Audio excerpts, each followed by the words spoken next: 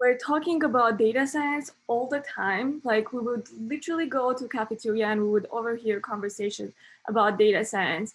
And when we would go home to Armenia, we would mention that we study data science. People wouldn't know what data science was. And please be cautious that I'm not saying that there were no data scientists in Armenia. In fact, we have really good data scientists in Armenia. It's just the conversation, the social movement of data science and AI was not present. So we decided to create this initiative with 7 people that are all on this call right now to bring together forces and efforts and just start talking about data science on social media, bring people together to start this movement. And the idea was that increasing the social media presence and other social efforts would increase the interest to get involved in data science field in general. And I'm not claiming that we need to have like 3 million data scientists in Armenia. I'm just saying that people would get more interested in data science. We would get more competition in the field. And if you have any economics or you have done any observation in your life, you know that competition also increases the quality of the product. So at the end, we would hope to have better data scientists in Armenia that are competent at the world level. So this was the idea of creating Data Point Armenia.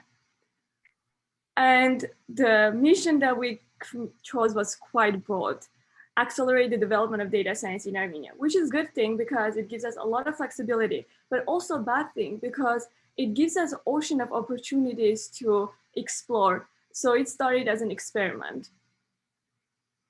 Since then, before I tell you what we have been doing and you present your results and your presentations, we had 70 active members who worked in Data Point Armenia in some capacity on a project and participated in Zoom calls or like meetings. We have 168 members in our volcano sheet who are eager to get involved in Data Point Armenia. And the idea of this volcano sheet is, you know how we have active members and we have members that are about to become active. That's like the volcano state of a mountain to become an active volcano. So that's why it's like a kind of pun, but no one understands it from the first side. And then we had 150K of Slack messages that were sent between each other. And it's interesting that 51% of these 150K are DMs. So I'm quite wondering what our members were talking to each other all this time. And we had also 3 amazing advisors that supported us throughout this way and guided our quite flexible and wild journey. Special thanks to Rafi, Vahag, and Habet for being with us and sharing their wisdom with us. Okay, so from 2020-2021, we decided that the main structure of Data Point Armenia is going to be us accepting project proposals, selecting the project proposals and their leaders, recruiting the team who will stick to the project initiated, and then we'll have virtual meetings throughout the year, and I mean months and weeks, to track the progress and also encourage the collaboration while working on the project.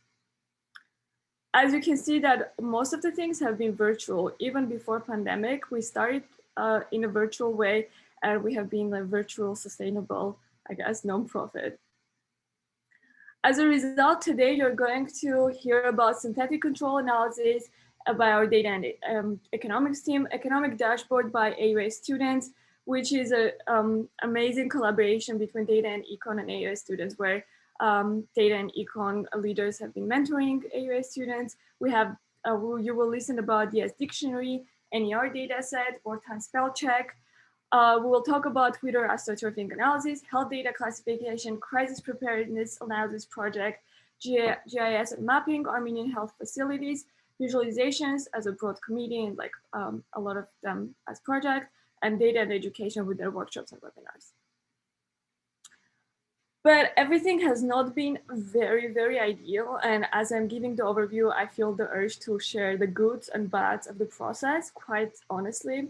The good part of this journey was that we met a lot of extremely talented people, very talented, people who did PhDs, people who are working in the big names that you hear on news feeds. And these people have been very passionate to do something, to collaborate, and to do something good for Armenia at the core.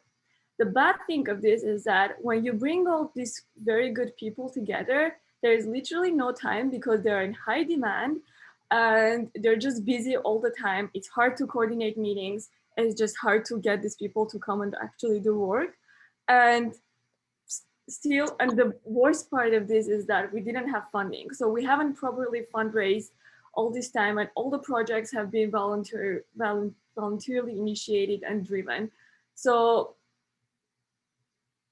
I want to stop and say thank you to all our members for being with us and for doing all the projects. Very sincerely, I'm grateful for you being here, and it has been an interesting journey, and we all know about it. So now, like last minute about what we're going to do next. We have realized that we're really good at bringing people in and passing them to their next career step. So I think that's what we're going to do in a more official way. We'll start a career development program that you can think of as more narrated internship, where we'll actually give some education and practical knowledge.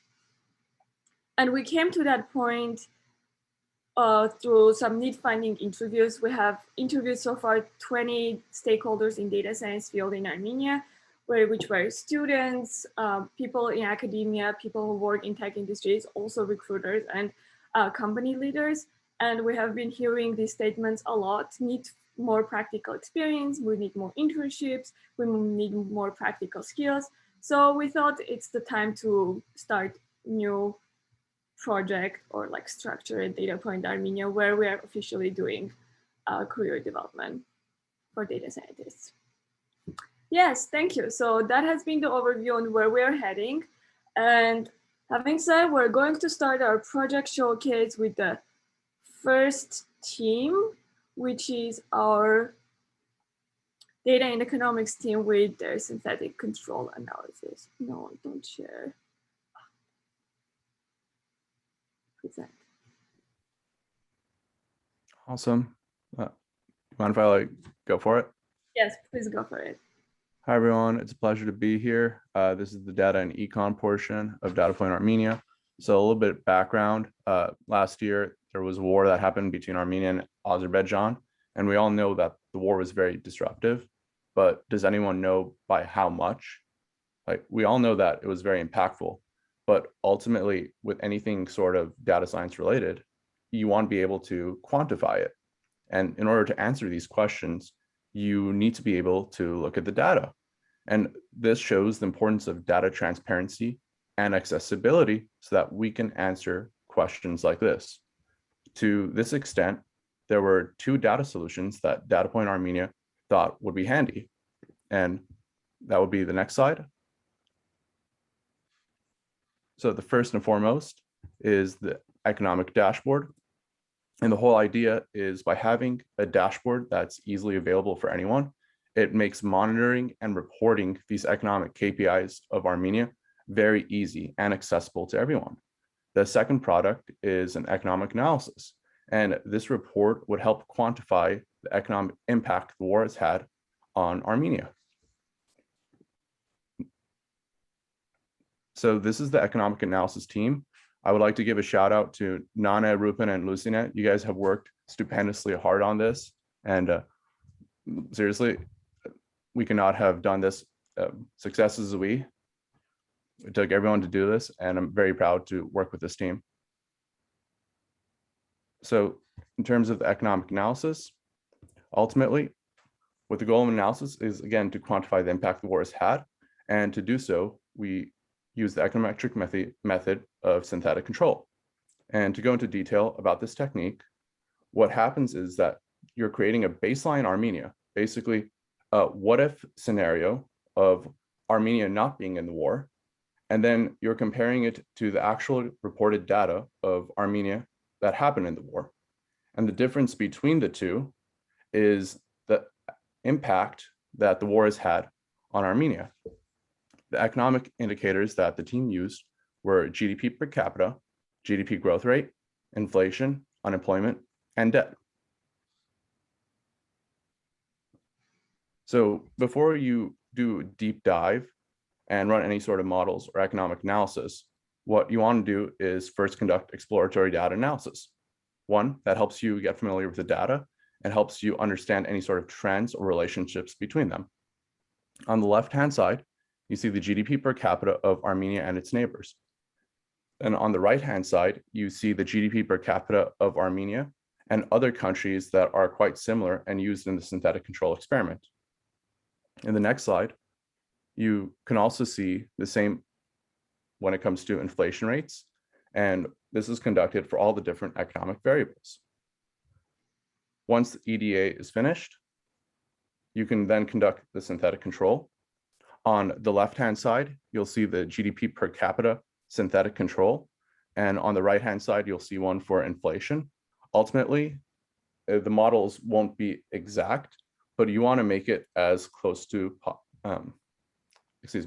as close as possible to the actual data.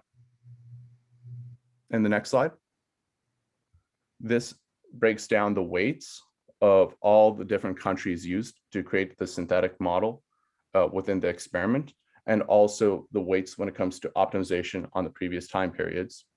So now that the weights have been taken and we understand what countries best resemble it, and basically the synthetic model is created, we are waiting for, next slide. So EDA is done, the synthetic countries are identified, synthetic control code is ready, and the weights available.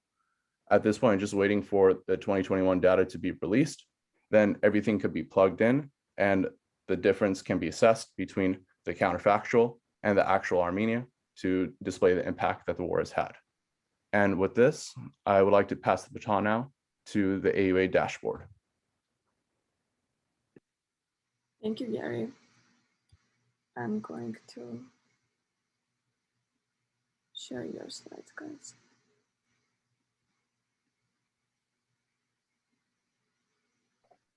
Okay. So hello, everyone. As already Gary said, we're going to present our dashboard, which is about how much COVID and war had an impact on Armenia's economic health. I am Rubina Vaskanyan, and my teammates are Gogo, Sona, and Lusine. We all are data science juniors at American University of Armenia.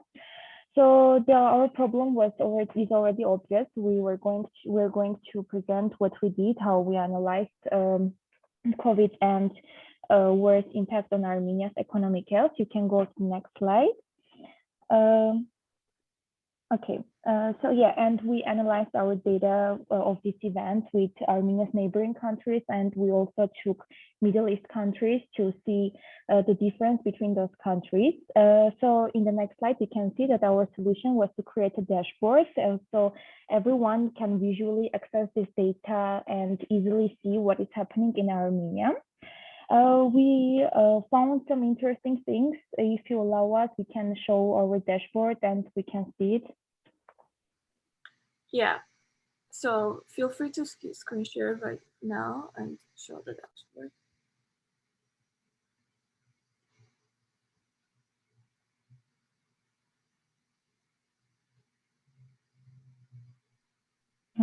So on our first page, you can see some important data about Armenia's economy, like unemployment rate, GDP growth rate, GDP per capita, and other things. And under it, you can see GDP per capita line graph.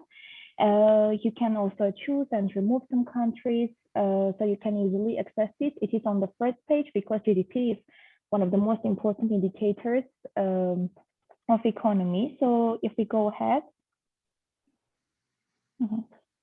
So now I'm going to talk about GDP. Armenia is a developing country. From our findings, it was obvious that GDP of Armenia has mostly increased, not taking into account some economic crisis. But due to COVID, the economic situation in Armenia has gotten worse. Consequently, there was a decline in GDP too. For example, for 2019, the GDP of Armenia was $13.6 billion. However, in 2020, it decreased to $20.6 billion. When comparing to other Middle Eastern countries, it becomes obvious that all countries are in economic crisis, but the amount of their losses vary. When considering the GDP growth rate, you can see the graph on the right side. It gives the same picture as in the case of GDP. Nearly all the countries that we considered had a negative growth rate. For Armenia, the GDP growth was 7.6% in 2019. However, due to pandemic and the war, the GDP had a significant decrease by 7.6%. Going ahead, you can see map on external debt stocks in Asia. It's an interactive, and you can see data from 2010 to 2020, and you can also go over it and see what the data for at that time. Besides that, we did an analyze. We looked into it, and we saw that, like in 2019, the debt only increased with 1%, but in 2020 it became 20% change. So it's drastic change, and it's not good for our economy. We can go ahead and see the next tab. Yes, about military expenditure, here we have two plots. One of them is military expenditure in US dollars, and the second one is percentage in GDP. Here we can take a look at the data of Armenia and Azerbaijan, because as we know, the war took place between them in 2020. Here, Azerbaijan had military expenditure totaled 1.85 billion, then it rose to 2.23 billion in the year of the war. And here for Armenia, we can see that in 2018, the Armenian military expenditure was 513 million, then it rose to 652 million, giving the existing threat of the war, and then it fell to 633 million in 2020. However, here we can see that the percentage rose in 2020 in the whole GDP of Armenia, and the same for Azerbaijan. And here we can also add other countries, neighboring countries like Georgia and Turkey, and compare them as well, and other Asian countries as well.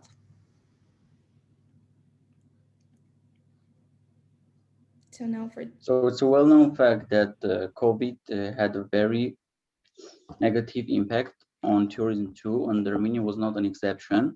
So here we created a plot that shows the relationship between the number of arrivals and years in every country in Armenia, Azerbaijan, Cyprus, Iran, and Jordan. And as we can see, from 1995 up to 2019, there was somehow increasing, but from 2019 to 2020, there was a drastic decrease in every mentioned country. And here it's all interactive too, so we can choose countries for comparing. And also under that, we created a data frame where you can choose the year and the corresponding country that you would like to search, and you will see the number of arrivals in every year. We also did an extra tab about daily COVID cases to see how is the situation going. And it is a little bit messy when you choose all the countries, but if you want to compare like 2 or 3 countries, it's very comfortable, and you can see these all the daily cases of all those countries. And I guess we're finishing it with. Yes, here we have a little information about us, about data point, about our dashboard. Here we have our LinkedIn links, and here we included also the fact that we were familiar with our language and we knew how to create telling graphs, but we were new to build dashboards and interactive plots. So these are our first steps. And also here are references that we have used to create this dashboard. And that's all. Thank you for your attention. Thank you. It was amazing. Thank you, guys. Moving forward, we're going to go to data and language. Okay, hi everyone. Before I dive into the projects of data and language, I want to take a second to obviously thank everyone who's here, whoever whoever took part actively in the projects and whoever also just supported us through our organization's development, through advising and being close by. And something we emphasized from the very beginning is that Data Point Armenia isn't necessarily just the result of the projects that we have, but we're essentially just a group of people, first and foremost, who are very passionate about applying our skills and being part of Armenia's development. And oftentimes, many of us may think it's the least we can do, but I think we should all be very proud that we're in this process together. So thank you everyone for being with us. So that said, let's dive into the Data and Language Committee. So in the beginning, when we're discussing what areas we should focus on in terms of applying data science, language and linguistics was the main consideration. And so we decided to create the Data and Language Committee with the main mission of something that we're all very familiar with, of preserving the Armenian language. But this mission is always ongoing. It is always met with new challenges and needs different solutions. And we started thinking of it not necessarily just preserving it, but how can we develop it? And how then develop not necessarily the language itself, but how can we develop digital tools and resources around the Armenian language with the goal of facilitating the use and analysis of the Armenian language. Next slide, please. So the first project that we initiated was creating an Armenian data science dictionary. And the motivation for this is just looking around us, we all noticed that every time we spoke about data science, it was always English centered. And that's probably because data science education is in English, but we want to create different resources and opportunities to use the Armenian language more and more in data science discussions, academia, and the workplace as well. So we put together an all-star team, including Eva, Natalia, Mariam, Sirik, Armen, myself, and Manana. So thank you everyone for being part of this project. You were all very amazing, and special thank you to Mara, Taran, Tovanes, and Lidit for supporting this project as well. So what we did is we made a huge list of data science terms, and for each term, we went one by one and put it into a process. And this process looked like, firstly, understanding the underlying concept of what it means, analyzing the morphemes, researching direct translations that already exist, exploring that may exist, and also exploring existing word usage. And if none of those worked, we would develop novel translations and put that into a community discussion, whether it's through social media, asking people to vote for their preferred translations, and also discussing internally. And at the end of this process, we translated around 276 words. And something to mention is obviously half of these words maybe are novel translations, and they're not something that we're saying this is the only solution and this is what you should use, but we're offering an option if you want to use those words as well. And can we show the dictionary? Mm-hmm. So the dictionary itself, we posted on Data Point Armenia's website. So feel free to go to the Armenian Data Science Dictionary, where we have a whole list of the translations with abilities to search, and also abilities, and also you can see category 1 and category 2 if you want to filter it by certain topics that you're looking into.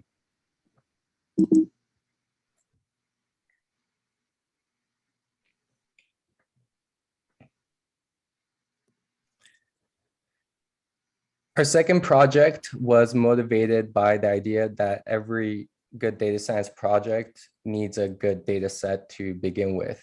And we came about a really great opportunity to work on tagging named entity recognition data set.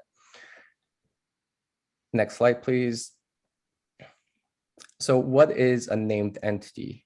In information extraction, a named entity is a real-world object such as a person, location, organization, product, etc. that can be denoted with a proper name. So on the right side, we have some examples of our work process of what we would do. So we would go through articles, we'll go through different texts and tag the named entities. So examples of named entities are shamshan.com, Jama Vetsanskes, Echmiatsni, Bostikanutsan Valharshapati Bajin, and any kind of proper noun like that. What can this model and creating named entity recognition models be applied to? Some of the applications are content classification, search algorithms, content recommendation, or customer support. And in our case specifically, we collaborated with an organization called Armenian National SDG Innovation Lab, which was a joint initiative of the government of Armenia and the United Nations, bringing kind of rigorous research into Armenia's decision-making. And the specific application that they were working on is using NER, the name entity recognition, to classify incoming letters to direct to appropriate departments. So anytime a person would write a letter to the government, they want to create a system that could categorize whether this should go to Department X or Department Z, so that whole process is a little more automated and more efficient. So who are our named entities? Thank you to Sidik, Suzy, Larissa, Lilith, Milena, myself, Manana, Tigran, Chris, and Marat, who also guided us in this project. And we all collectively translated, tagged around 2,500 sentences, which comes around to 500 paragraphs. And I'm gonna pass the mic to Sudan to present our most current project, Vortan. Thanks, Armin.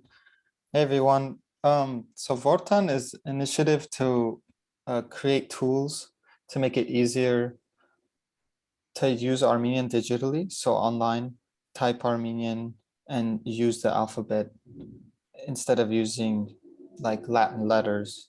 So we started with a spell checker because we thought it was maybe the #1 thing that was stopping people from typing in Armenian. Perhaps the ability to spell check what they're typing would make things easier and then would encourage them to type in Armenian more often, much like almost every other language has very powerful spell check online. So we started off with a survey to really understand what are the pain points around typing in Armenian, in what situations people type Armenian, what stops them, what language, how they feel about the current tools. And we found that half our survey was Western Armenian speakers and the other half was Eastern Armenian. A lot of them mentioned that a spell check would actually be very useful. The current tools are sort of slow and they're sort of dissatisfied with them. They would want them to be more accessible on different platforms and also run faster and be more accurate. A lot of people complained about the arrangement of the keyboard in Armenian. Either they just hadn't had the time to practice on this arrangement, or every time they switched the platform, the arrangement of the keys of the keyboard would change, like on their phone versus their computer. And that would just confuse them to the extent that they wouldn't be able to type, or they would type painfully slowly. So from this, we figured out that maybe we should work on a browser-based solution, because there's sort of enough of a solution on phones. We should support both Eastern and Western Armenian. We should support different keyboard layouts so that people can choose the one they're comfortable with. And then we dove into the technical aspect of creating a spell checker for the backend. And then eventually we're going to go on to make a front end that supports the other things I talked about. So the backend was, I won't go too deep into the technical details, but the sort of minimal product we have right now is something that will like parse words out of a sentence that you've typed in Armenian using Yerevan N, and this is this really good ML lab in Armenia. They have a really good parser that also is able to tag the part of speech of words. So we use their parser, and then we use SimSpell, which is an edit distance sort of autocomplete spell check, where you provided a big corpus of words with frequencies. And for that, we used the Wikipedia corpus of both Eastern and Western Armenian. So a corpus that like has all Wikipedia articles it has frequency of each word and even has biograms, so pairs of words, so we know which word comes after the other for more contextual spell checking. Yeah, I won't really get into the technical details, but this is sort of the pipeline we had for spell checking in place as like a minimal thing at the moment. It works fairly well. It's really fast, but it's not super accurate. We're planning on adding, next slide, please. We're planning on adding some other stuff to it to make it better. Right now, there is a very small demo that sort of you can interact with this, with what we've built so far. Oh, sorry, can you go back? Yeah, I want to. Oh, you want to open it? Sure. If you, what should I type? something easy.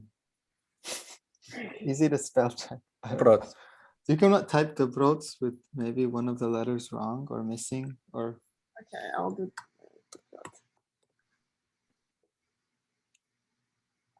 is that correct? Yeah, it brings the broad. It's correct. Okay, good. Yeah, so here you can see it'll suggest the word. It'll tell you the distance. So the distance here was that there was one letter wrong, and oh, there's an example on this slide. Yeah. So here I wrote Sarank, and it suggested. See, I had the A and the R mixed up, the positions. So it suggested Sarank with a and several other suggestions. And the score, there's a scoring based on the frequency of the words that it's seen. So it's sort of able to rank the suggestions, and maybe you can use the top 3 or something to show the user. And then we also have part of speech tagging, which will tell you what type of, grammatically, what type of word it is, which also helps for contextual spell checking. But this demo is purely for like testing the backend. It's not something that's user friendly enough. So moving forward, we've been actually working on some part of speech ranking. So the stuff I just mentioned, using the EANC dataset plus some of Yerevan N's models. We're trying to make more grammatical contextual spell check. This in combination with the frequency spell check should actually, we assume, will actually end up being a pretty powerful spell checker. And then we also on the side are exploring more like ML oriented solutions, just as an exploration to see maybe if we use very large data sets and machine learning models such as LSTM, we might be able to get a better type of spell checker that none of the other spell checkers that currently exist have tried. A lot of them are using sort of the methods that we are using. And then we want to make a web app, like I mentioned before, where there's an easy user interface, where there's like a box maybe, and you can type out a big paragraph and then spell check all of it and replace the stuff you need, pick whatever keyboard layout you want that you're most comfortable with. Because in our survey, a lot of people would just like go to Google Translate, or a lot of people complain that there isn't a place in the browser where you can just go and type a long text of Armenian and have it spell checked. So that's something that we would want to build on top of this backend. Next slide, please. So all of this code is open source. It's all on the DataPoint repository on GitHub, so you can go check it out. It's sort of split up into many repositories. They use each other. And we also have a little like testing framework to test the quality of the spell checker. So we had a really, really nice team, people very enthusiastic, worked really hard, put a lot of love, sort of split into like some product work, some back-end work, and front-end work. And we're actually looking for more like front-end engineers to help us build this web app. So if any of you are interested to join and help us out for the front-end part going forward, we'd love to talk to you. Yeah, thanks. Thank you, Suren. Thank you, Arman. This was amazing. Go check out the spell check and let us know how it works. And let us know if it works well. Let's go to our DPA project.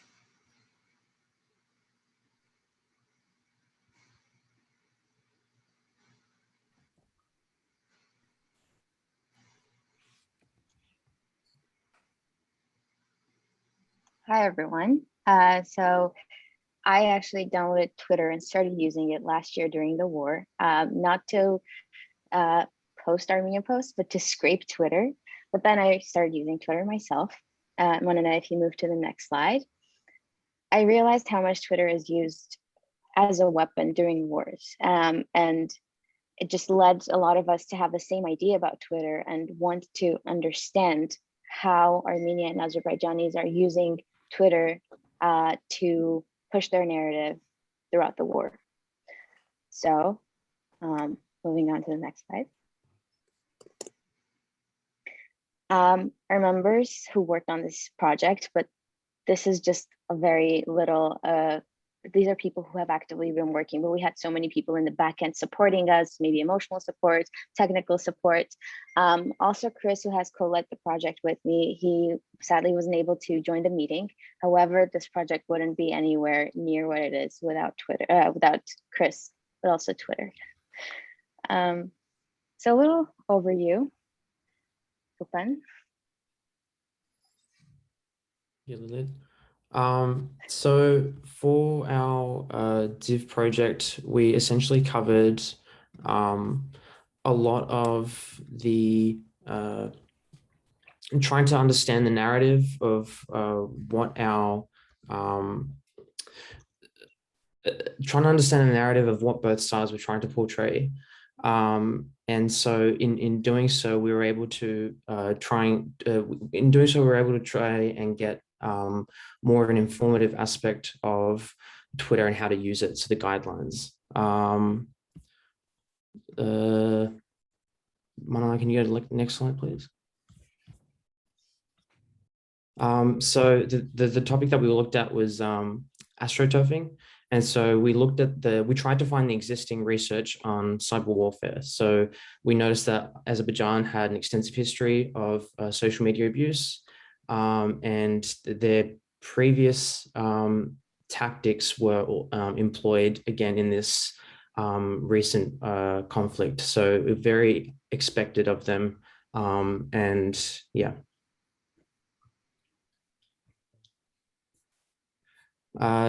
They also looked into, we also looked into, I guess, more so the tactics they used. So we noticed that a lot of them were liking the exact same posts, pretty much the exact same users, and it was implied that these were bots. So there was a lot of bot activity online.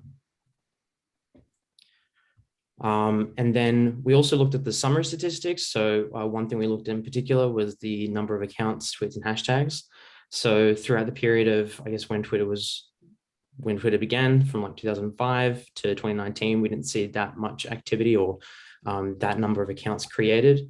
But then 2020, it obviously shut up during the war. So we noticed that everyone was engaging in Twitter from both sides.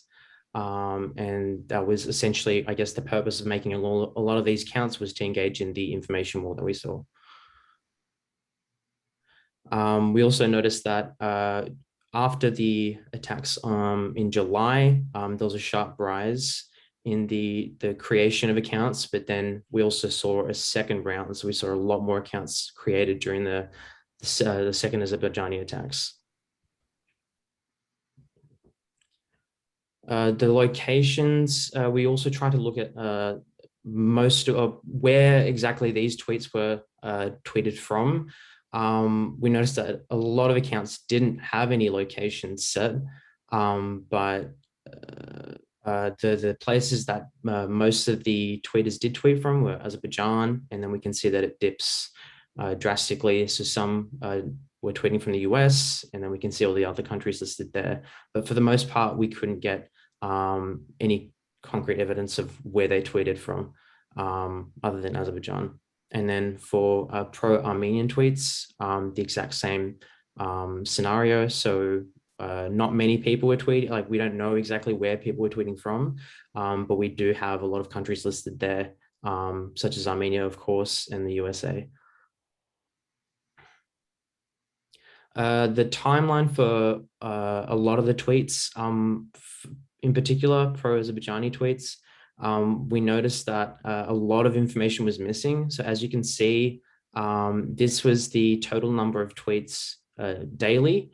And there were a lot of gaps in the data. So this led us to believe that Azerbaijan was engaging in what was called ephemeral astroturfing, which is essentially, so astroturfing is using Twitter, for example, to post a lot of information about a certain topic or a certain movement in the form of like an online protest. And essentially ephemeral astroturfing is the exact same as astroturfing, except all the tweets or all the information or all the posts are deleted right afterwards. So there's no evidence of what they've actually done. So when we've gone back and looked at a lot of the data, it just wasn't there. So there's evidence of that. And we also noticed that a lot of the tweet activity was correlated to certain events. So Chris has done a wonderful job at tagging certain events that have happened, so the Ganja bombings or the peace statements, and we can see those peaks there in association with those events. And then for the pro-Armenians, obviously there's a lot more data there to work with. So we didn't notice any correlation between any of the events that have occurred. We do see spikes, and we think that's just associated with those tweetathons that we've had every couple of days or a couple of weeks or so. So a little bit in the context of why we decided to start this type of project, it kind of gives an idea of how you can also start a similar project, because these type of projects are really needed for us. So I think the beginning was from the second day of the war, when we realized that Twitter is being used for these type of activities. We just started scraping Twitter data to see if there are any bots involved in that type of activity. And then after seeing that the issue is much bigger, is that these are real people, not just bots, going into influencers' pages, trying to get them to take out their support for Armenia and Artsakh, we decided that it is much better to have a paper, or in a way to analyze what was going on, and not just have one aspect of it that were bots. So we all had this consensus that it is important to understand what is going on really, and to scrape more data through Twitter and understand really. So you can see on the next page that these were some of the concerns, and there were also similar reports done by the DFR labs, also by Zarine, who is a friend of ours.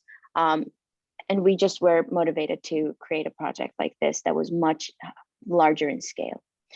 So some of the methods that we used. So scraping was the bigger part of the whole project. Getting the data was a bit hard. We used Twitter API, which has limitations. However, if you're doing student research, now they have a free API, unlimited API ready for you. But we also use an open source tool called Twint that helps you scrape Twitter much easier than Twitter API allows you to. Again, the most challenging part was scraping the tweets, because there were a lot of tweets, more than we expected. And the scraping allowed us to see an error in the whole project. Error came out of scraping, is that we realized that a lot of pro-Azerbaijani data is missing, and that it's not because of the scraping that the error is that something happened. As Rupen mentioned, some of these tweets were either deleted or some other way they just disappeared. And we also used additional other tools to scrape user information or other needed information that we needed. So we can see the Twitter API, next page. And the next page is Tweet Beaver, which allowed us to get account information. And we also use Twint, which Twint is a very powerful tool. I really suggest, but don't publish that type of data out anywhere, just a suggestion. And yeah, it was a long process being fair with the data. So not scraping anything biased, getting everything very honestly from both sides. And again, going back and scraping again and again, just to make sure everything is correct. We also had to use Apache Spark because the data was a lot. I think there were almost 2 million tweets that we scraped, but with each tweet, you get a lot more information, like user information, the date the tweet was done, the conversation ID. So there's a lot of information that had to be analyzed. And so then you can see some of the visualizations we've done. I think I really like this word map because it shows us the kind of a little bit of the hashtag distribution. Armenians have a lot of hashtags with very little impact, while Azerbaijanis had way less hashtags with much larger impact. And that is actually part of the loose narrative that pro-Armenian users have had. Some other visualizations that have been done, we used Python and R, and again, Spark to make the visualizations happen much faster and easier. Ben? So basically what we concluded from our findings was that both groups were targeting celebrities and impersonating government officials, just as an attempt to manipulate the current and historical information that we all know about. And we noticed a lot of bot activity as well. So there was, as I mentioned before, Azerbaijan was engaging in what we think is ephemeral astroturfing, but we can't conclude that for sure. When we look back at the accounts that were tweeting excessively, a lot of them were either suspended, deleted, or they were tagged by an algorithm as being a bot. Yeah. Okay, a few of the outcomes that the report had. We initially did this report with the goal of sending it to Twitter Human Rights Legal Counsel, since they are the ones who are managing the platform and the usage of the platform. And that was sent to them. We didn't receive their response, but hopefully it will be a good tool for them to manage their platform even further. We had a public webinar of talking about this, and where all the people, where Chris was present as well, and just had a lot of questions and a lot of good turnout for that webinar. We were cited in Forbes article, which was using our information for making some claims about the social media astroturfing and warfare. And we shared the data with our fellow AUA data science students to work on it and probably have more findings if possible. And we believe that engaging in this kind of transparent research in the field, in data science, where we can actually share data, will foster the collaboration and scholarship in data science. So one of the questions we asked, and we've been asked a lot, what is the point of this? A lot of times when you write a research paper or an analytical or open source investigation, a lot of times it's, why did you do this? What is the outcome of this? After asking ourselves that same question a lot, we just realized that, first of all, things like this have to be, in a way, reported somehow. This is information that has been put in, these are 2 million tweets in a way, put in a 25 or a little more page report for people to go read and understand how social media astroturfing happened during this war and how it can happen in the future. So we want to also use this information to inform the people through social media advertising or through TV advertising in Armenia, especially, to help them understand how this astroturfing or social media activities work. And also, Twitter needs to really intensify their platform monitoring during conflicts. Again, we have sent out this type of report to Twitter, but if there are more people like us doing research like this and bringing this concern to Twitter, they will definitely in the future be more considerate of these type of issues. And of course, so influencing, sorry, is it the next? Okay. So we had a much weaker narrative than pro-Azerbaijani Twitter users had, and that was very visible even through small tweets like influencers taking down their posts just because they were attacked by pro-Azerbaijani users. It is important for Armenians to be more more aware of what they're posting and how they're influencing others on social media, and having a better presence, more stronger narrative to be able to influence people much easier and faster. And the next point is that having a committee that can help us have a stronger narrative and help others see the stronger narrative. And for the end, I want to say that Armenia is like a business, and a business has to have good marketing, social media marketing. And we are part of that marketing process. We general Twitter users, we really need to help Armenia do better marketing. And it's our responsibility in a way to learn how this marketing is supposed to be done for certain causes of Armenia and do it better, do it much more influentially. So yeah. If you have any questions, feel free to open up, to say them. Yeah, thank you, Lily. Thank you, team. If you have any questions, let us know in the chat, especially. Let's move to the next presentation, which is about health data classification, and Tallinn will can take the stage. Hi, everyone. So this project was led by myself and Tallinn.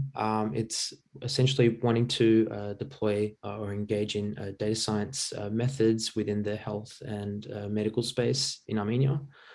And I'd like to welcome the team. So I've got myself, Chris, Arpine, Arpi, Tallinn, Susie, and Naira.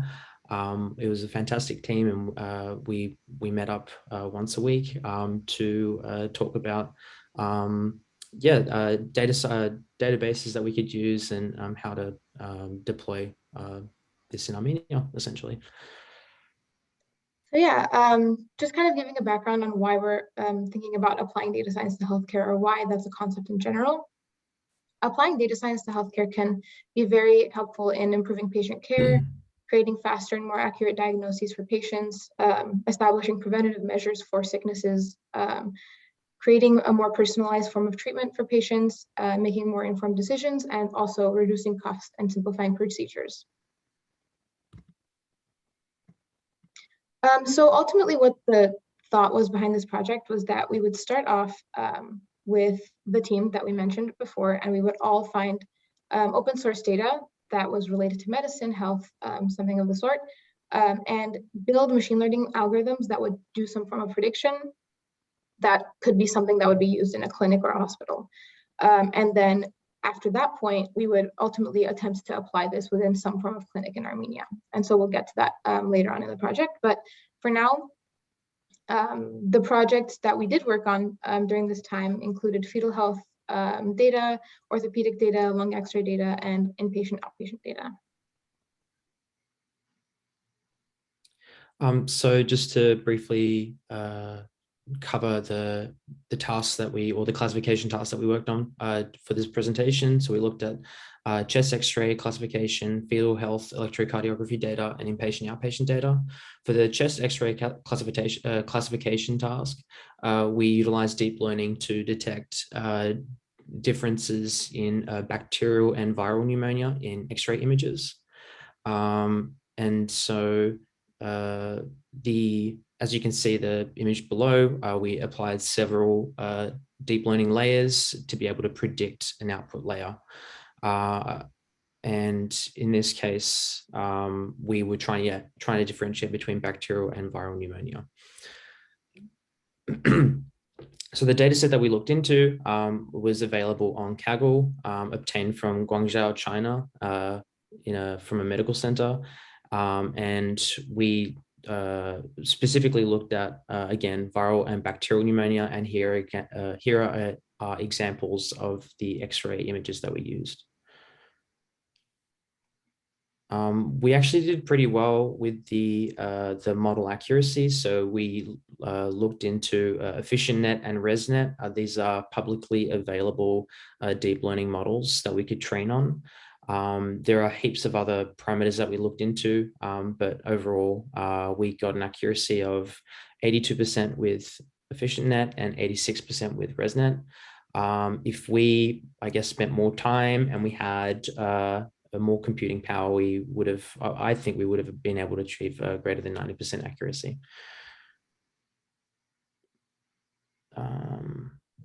Cool.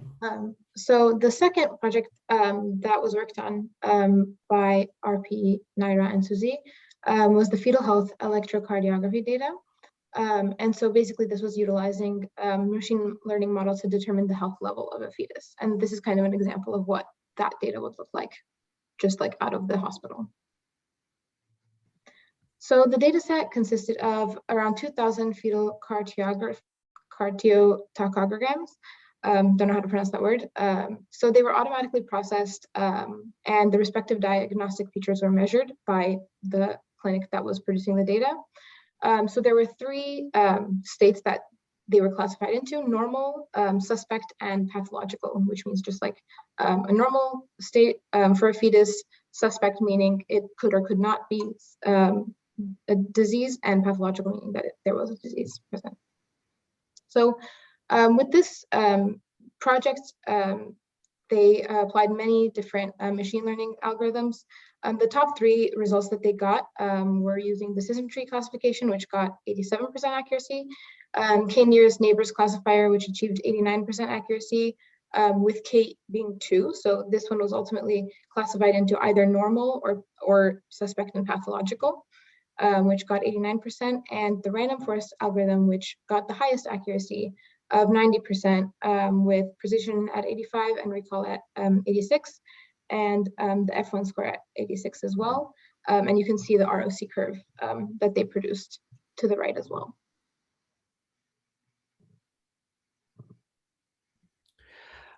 And the final data set that we looked into was the blood tests, inpatient outpatient data. So looking at blood test or laboratory results to predict whether a patient would be an inpatient or outpatient. So for inpatient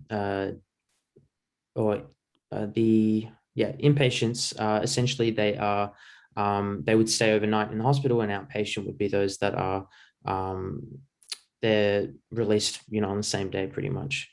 So the data set that we obtained was an electronic health record collected from a hospital in Indonesia.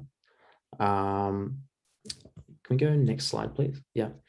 And they ran laboratory results to obtain information on hematocrit count, white blood cell count, so anything to do with I guess blood essentially, and then the patients were classified as in care, out care, sorry. And it was a classification prediction task. So for the model results, we used support vector machines and decision trees. So we got an accuracy of 76% with the support vector machine and an F1 score of 66%.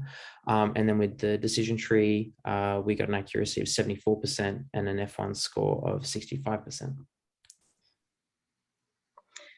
So obviously, applying this kind of concept to medicine is very appealing and something that would be great to do.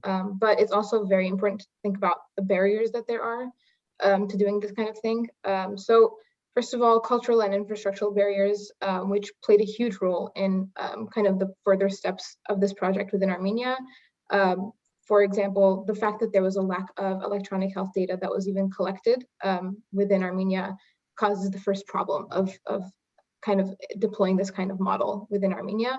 The data is not present electronically, and also there is no form of storage for this kind of data that is provided by the government. So if a clinic wanted to do something like this, they would have to kind of do it on their own dime, which is for the most part unrealistic. Also, security of information is a barrier for the patient health data privacy as well. The criteria and collaborations would be a barrier, as well as the lack of data processing specialists who would work on this if the data were even available. So the further work that we did conduct during this project was we engaged with medical students in discussing, what the possibilities are and being able to apply this in Armenia. We engaged with Wigmore Clinic and Histogen Pathology Center in being able to see, how practical this is within their workflow. And also 2 of our members actually presented at the Open Data Conference, so Susie and Agbi, and we got responses back from that as well. So yeah. Yeah, thank you guys so much for listening. And if you have questions, feel free to message us as well. Thank you.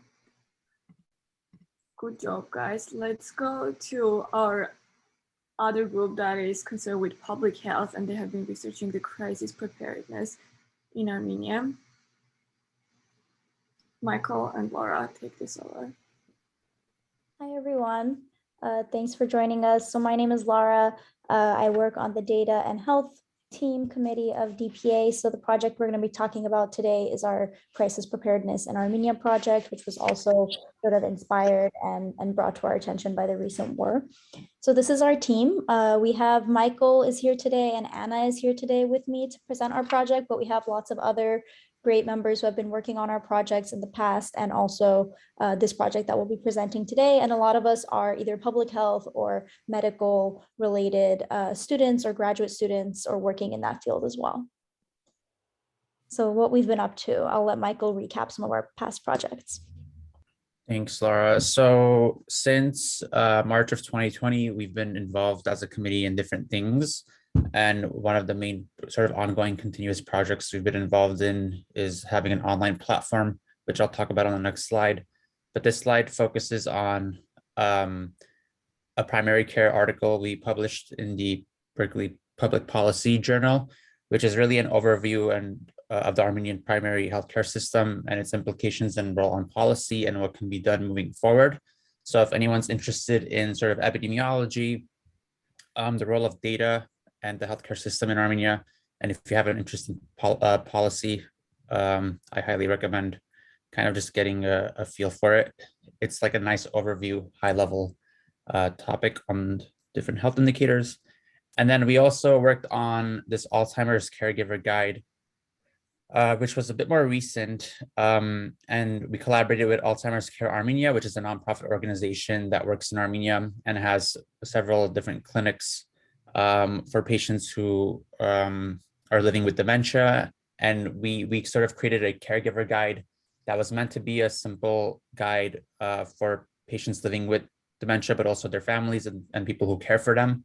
And that's available in English and Armenian. And we printed, I think, 10,000 copies of it, and it's currently being distributed in different clinics in Armenia. And so thank you to Alzheimer's Care Armenia for that support and collaboration. I think it went well. And then this is also the page that I was talking about. So we've launched this and we've sort of evolved into different things that we've sort of focused on depending on what events are unfolding in the world. When we initially started this off, it was really meant to be kind of, this was actually pre-COVID. It was meant to be sort of like an educational platform to gauge interests and inspire students to pursue public health. So we were focusing on like figures in public health and medicine, different cool like fun fact topics that we would post on. And then when COVID happened, we really shifted our focus to providing data updates on a weekly basis via graphs. And we collaborated with the Armenian Public Health Working Group and some people who work with the Ministry of Health and have contacts there to kind of get some of that information. And so, yeah, we can move on to the next slide.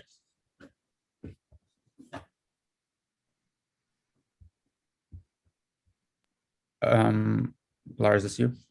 Oh yeah, this is just sort of like, that was our past projects, and now we're going to get into our current project, and I'll let Michael start with the background. So for this current crisis project, we really wanted to focus on what the root causes of conflict are and what the role of pre-crisis could be instead of post-crisis. I know that the Armenian diaspora and the Armenian government and a lot of different organizations that are international focus on a lot of post-conflict humanitarian aid, but we really wanted to kind of approach this topic with a sense of what is the role of public health and other disciplines, including political science, in sort of building an infrastructure that focuses on mitigating the effects of conflict when they do arise before it actually happens. So this quote, like, inequalities are therefore both a cause and an outcome of mass conflict, and the probability of war decreases as national income and state capacity rises. Like, that sentence in itself is sort of broad, and you could imagine different disciplines playing a role here. Next slide, please. So the one main document that really focuses on this topic is a World Health Organization topic that is also a collaboration with the Armenian Ministry of Health. And their report sort of gets into what the national bodies are in Armenia that sort of deal with crisis situations, and the infrastructure is sort of there, but I think it really needs to be developed and expanded. That's sort of the takeaway from this. For example, there just needs to be more concrete legislation and national public health laws, development of national standards, a lot of increased funding, not just for healthcare overall, but specifically for crisis prevention and development, and a lot of human resource development and training as well, both in public health and medicine. And so the recent events of COVID-19 and the war have sort of contributed to our interest in this topic. Yeah, so to go a little bit into the review of the existing literature, so like Michael mentioned, we've been looking a lot at what's worked and what hasn't worked, and what are the root causes of conflict and the effects on population health. So we did a really large systematic review of the existing literature. And what we found kind of on a broader scale before we dive into the details is that armed conflict has historically been a major cause of mortality and morbidity in the world for both direct and indirect reasons. So direct reasons, obviously, death that's caused directly by the conflict, but indirect reasons, affecting population health and health systems in an indirect way, which we'll talk about now. So we know that it can induce both physical and emotional trauma, and can also cause damage to health, water, and food systems. So all of this sort of plays a role in those indirect effects of conflict.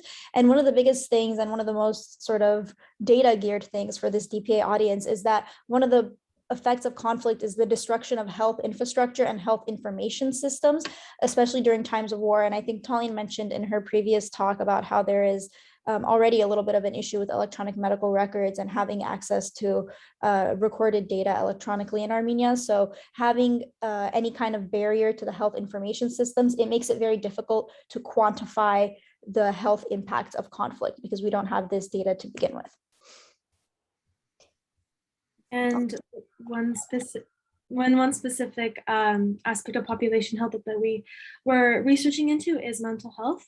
Mental health in the effect of natural crises that occur through natural disasters, or in the case of man-made crises such as armed conflict. And then we looked at the effect of this specifically on Armenians. So a famous natural disaster that occurred was the Fetal earthquake in 1988. And some of the things that we were able to obtain from that is that in the long term, there's the significant rise of post-traumatic stress disorder and depressive symptoms that even occurred 25 years after the earthquake was exposed in the adolescent population. In terms of short-term effects, we saw that there was a beneficial adaptation to the trauma that people experienced during at the time, but that doesn't last very long, unfortunately.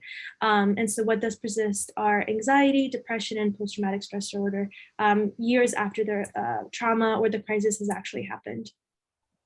Another crisis that a lot of us are very familiar with is the 2020 Nagorno-Karabakh war.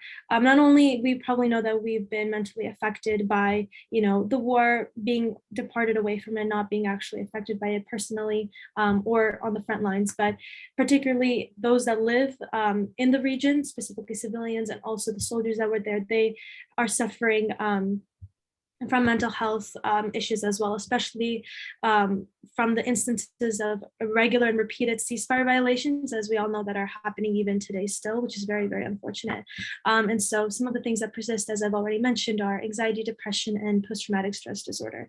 And the sad beauty of, this shared trauma is that it doesn't last in a generation in which the trauma arises from. It actually passes down through generation, as we all know, with Armenian genocide, from stories that our families and relatives and friends have told over time. That trauma is shared with us today, and this concept is called transgenerational trauma.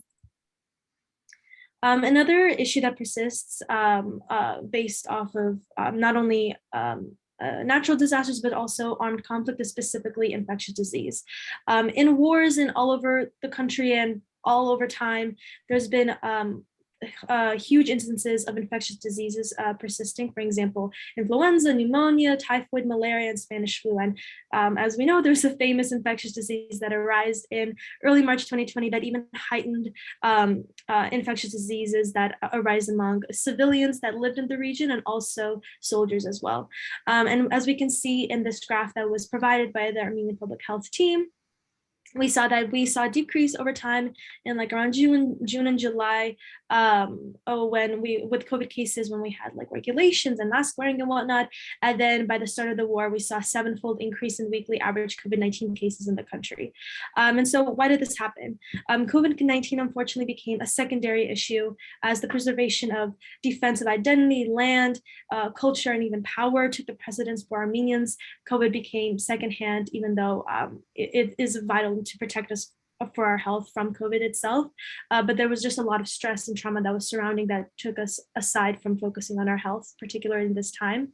And then unfortunately also intensive care resources were backed up under pressure as COVID-19 surges, along with the need to care for those wounded in battle.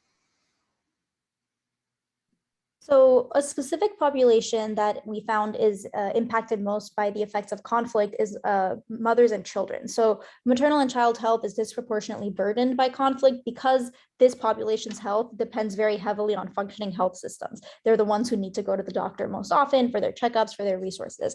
So we saw that it actually has a gendered effect on population health, specifically having excess mortality among women and mothers. And we've seen increases in birth defects, sexual violence, prenatal mortality, maternal mortality, infant mortality, and under 5 mortality, and decreases in skilled birth attendance, institutional deliveries, fertility levels, contraceptive use, coverage of care, preventative services, and access to care. So just to summarize that, increases in all the bad things, decreases in all the beneficial things is what's seen in maternal child health during times of conflict. So a lot of these are mediated by access to healthcare, but as we talked about, sort of healthcare access becomes a secondary thought in the times of conflict, and there's a lot of disruptions to routine care. And so now the role of telemedicine and technology and data surveillance in the context of crisis prevention and preparation. So telemedicine has been a highly debated topic, whether it's useful, whether it's not, whether it's replacing doctors or whatnot. Telemedicine actually allows physicians to have a wider, more cost-effective range, particularly reaching out to soldiers and displaced civilians. But this only can happen if strong infrastructure is in place in terms of securing high-speed domestic and international networks, which should be starting from the head of government and policymakers. It is important to clarify that telemedicine is not a tool used to eliminate in-person physician interactions. It's just a way to provide more resources and help, especially in an environment that is so unsanitary and so dangerous. It helps, people to get the help, even though there might not be even though we might be short-staffed at the current location where the crisis is happening in terms of physicians helping out civilians and soldiers. And so from the perspective of policy in the Ministry of Health, the use of telemedicine, information technology, and modern and portable communication devices should be used in disaster preparedness and recovery training and operations. So we're running a little late on slides, so I'm going to kind of focus just on a couple of bullet points here. So I think really the Ministry of Health and the Ministry of Emergency Situations really needs to develop a national integrated response to crisis. I think with COVID-19 and the war, we saw that there was a lot of duplication and a lot of unclear messages that were being sent out from the government that took a little bit of time to adjust, and that caused a little bit of confusion and conflicting messages. So investing in jurisdictional sort of frameworks and response plans and investing into that would pay off heavily. And really what's more relevant to data science here is establishing an electronic public health surveillance system on a national and subnational level in conjunction with some of the conversations that have been going on around e-health in Armenia.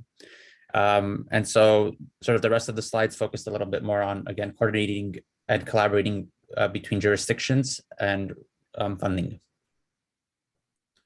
And just to kind of a quote that summarizes all that we've been saying so far in this presentation is working towards an efficient and well-funded healthcare system prepares Armenia to mobilize its resources in order to mitigate long-term population health and economic impacts when faced with catastrophic events such as war, pandemics, and natural disasters. This was written by two members of our public health team, Lara and Michael. So yeah, just thank you for listening to our presentation. Thank you, guys. So I'm sorry for hurrying you. I've been hurrying them like over chats. You did a great job researching all the crisis preparedness project. And let's go to Oren for mapping and GIS. For all the projects now on, like you have strict 5 minutes. We cannot do more. Sorry, guys. Perfect. Yeah, I know we're over anyway, so I'll be quick. Pretty much my presentation is about mapping and then how we can use it in Armenia. So you can go ahead. Pretty much when you think about mapping, most of us use maps in usually directional manner. This just kind of breaks down why, like the bare purpose of it and how we want to keep that in mind in data. So ideally they're supposed to be simple. They're very historic, like maps go back a long time, all the way to BC. And then how we use them has changed a lot over time. So if you go to the next slide, I'll talk a little bit about the history of GIS. So the first form of really spatial analysis, so intersecting maps and data, was seen in like mid 1800s with this Calera map. So we just talked a lot about health and how that's a big factor in data analysis. Well, this is kind of showing how mapping also uses that. But really in the 1900s, like probably closer to 1975 is when things became really computerized and really versatile. So we could use mapping for a lot of different things. When I think about mapping and the current tools used, I feel like there's really three categories. There's one that's more data visualization software. So things like Tableau, Excel, things that are doing the work on the back end so that the user can just put in locations that are pretty standard and then get a quick visualization. Then there are some more focus on specialized GIS software, which is to the right. So this is like really detailed software that'll let you do a lot of scientific analysis and make really complex it'll allow you to work with data science, different libraries. And then there's the middle, which is kind of web development and studio-based tools, some of which need code and some of which don't. And that's kind of what I'll be focusing on more today. So to talk about briefly the use of GIS in Armenia, so I just pulled up a couple examples here about conflicts in the Caucasus. So if you search this, these are actually live links where you can see people trying to map the crisis during the war and currently in the Caucasus, including Armenia and Azerbaijan. And something that's really important is that they show the land disputes over time. And they can track historical places. And really be useful during times of conflict. One of the difficulties that I ran into when looking in GIS in Armenia is that there's a very limited availability of geographic files. There's not the infrastructure in the US. In the United States, most cities have a really rich data portal where you can get a lot of these files. In Armenia, that's simply just not the case. And then also accountable sources.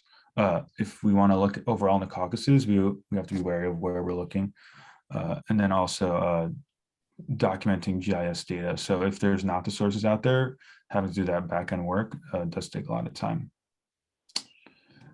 So this is a map of the health cities in Armenia, and this is what I put together for a project for actually a class during grad school. And the reason I wanted to look at this is showing the disparity of healthcare access between different parts of Armenia. And I thought it was important because of war times and seeing kind of the increasing need.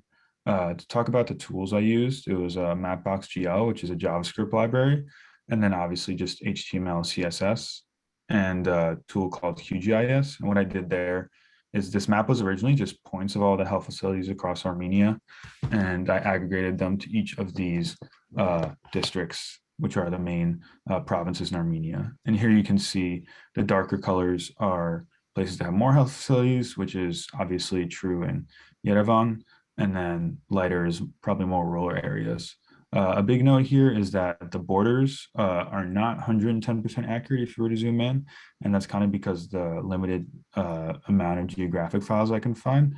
And also this data gets live updated. So this data, when I made the map, was probably in like early 2021. So it's not the, it might not reflect the current updates since then. So pretty much what I kind of wanted to come away today is the map that I made about the health of citizens in Armenia, although is interesting, is kind of shows some of the shortcomings with GIS data that you kind of have to work with what you get. That was something I could find quickly and try to incorporate Armenia in the analysis. And I think a lot of the web maps that you see today are actually a really important tool. I think there's a really low barrier of entry as far as if you want to make one. I think you can, if you know about web development, you can use that, or you can go studio route and kind of not even need coding. One thing is they're very easily shareable because they're just websites.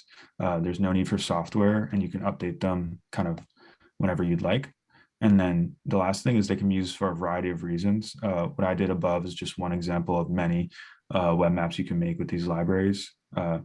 Here you see a map documenting live wind across the states. And there's another map here that shows food from Instagram that's talked about most around the world in different points. So you can kind of, there's a lot of flexibility here. And that's my presentation. Thank you. Thank you, Alan.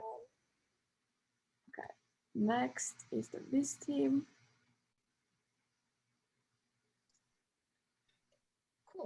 So the visualizations team was the team that was kind of posting all of the cool graphs and graphics on the social media pages. You might have seen them. Ultimately, our team consisted of myself, Lilith, George, Colette, Armen, Lori, Tatiana, another Lilith, Milena, and Tamara. And we will just go through kind of the things we posted. We won't go through everything in detail, but I will just take a look. Lilith, if you want to kind of give a brief on this one.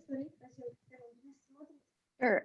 So it was interesting to look into how also Twitter was happening during the Armenian protests during the summer in 2021, sorry. And so this was a lot of our projects that we were doing in this committee were also to teach some of the methods we have learned into the members of the team. So a lot of the methods that we've been doing where a lot of the learning experience was coming from. So we've done a lot of Twitter scraping specifically for the geolocation with the latitude and longitude of Armenia. And also we did a lot of word maps. This was specifically to look into how the people in Armenia were tweeting about the protests related to the political issues that were happening during those days. And we also did a lot of educational content to help people in Armenia or Armenians understand how data is used and how their everyday app activity is being monitored and collected. A lot of times Armenians don't even know many times that their data is being collected. We usually think that just because we do not give our name or personal information online when signing up to profiles like Facebook, that our information really isn't stored. But in reality, it's not true. So we can just go through these quickly, but so this example, for this specific visualization, one of our members created a Tableau page, which was an interactive one, which is really cool, kind of visualizing carbon dioxide emissions per country. And that was a really cool visualization. If you can go to the next one. We had also a graphic that we did kind of looking at the labor rates and education across the world with this very cool kind of visualization that was created as well. And we did hypothesis testing as well to confirm or deny our hypothesis. We had a visualization on primary school enrollment and comparing between the genders of that as well. And most recently, we had a visualization that was ultimately looking at military expenditures of the Caucasus and the Balkan republics, because there's a lot of parallels between the relationship between Armenia and Azerbaijan and Serbia and Albania. So that's kind of what we looked at here.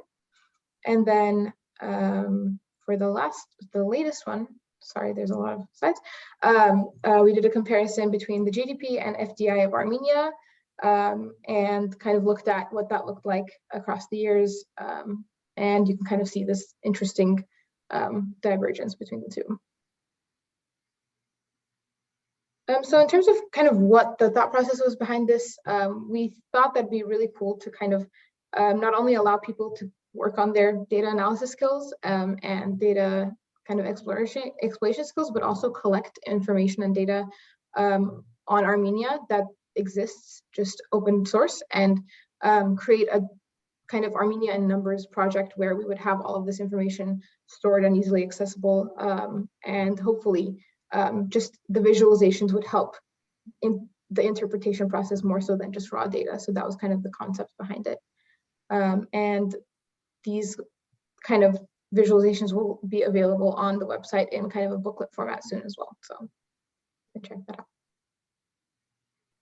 Nice. And I just mentioned that some of the members in the team were like high school members, and it has been like really a gateway for like people who want to work on their data science and like analytic skills to do these visualizations and work with us. Thank you, team. Okay, last but not least, we have our Data and Education Committee taking over.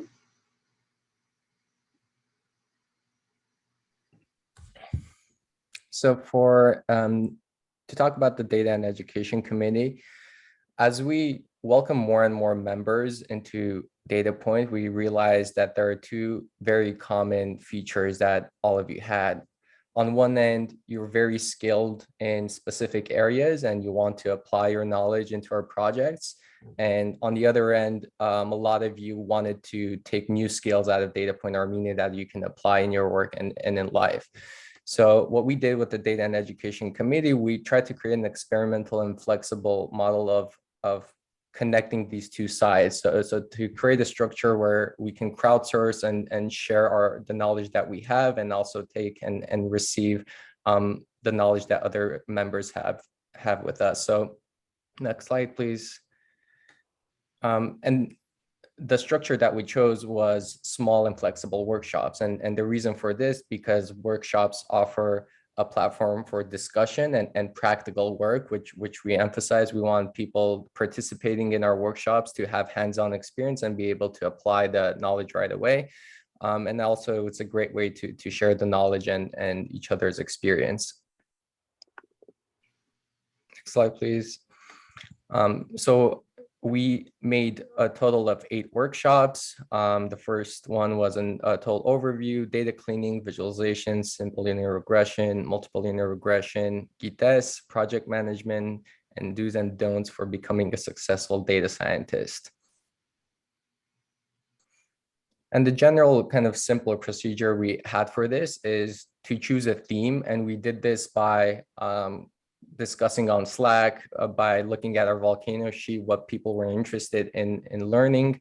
After choosing the theme, we would try to find a presenter who is knowledgeable in this area. We'd advertise the workshop date and time and the topic, and obviously complete the workshop, which would include kind of a general introduction of the topic and also kind of a workshop related hands-on coding experience. And this is a work in progress, and it's not finalized. We're going to keep doing this for the years coming forward. And also, since Mana mentioned in the beginning, we're also looking to develop a career development program. So I think this committee itself would be very important going forward. And the success metrics that we want to have for this project is obviously have more people engaged with us. We want to have a better and more clear understanding of the needs of Armenian data scientists and what it's best to teach each other, and have more collaboration with Armenian data scientists and organizations to bring them knowledge in to share with each other. And our data education team include myself, Mariam, Manana, and Alpine. And thank you to all of you for making this happen. And just as importantly, thank you to all of the members who both participated and also were willing to give a few hours of their week to create the presentations and also present it during the workshops. Okay, so this was it in terms of our presentations. I know it was like a lot, and I see a lot of people like turned off their cameras already listening to this. I hope you enjoyed this as much as I did, because it's just amazing to see how much work has been done till now.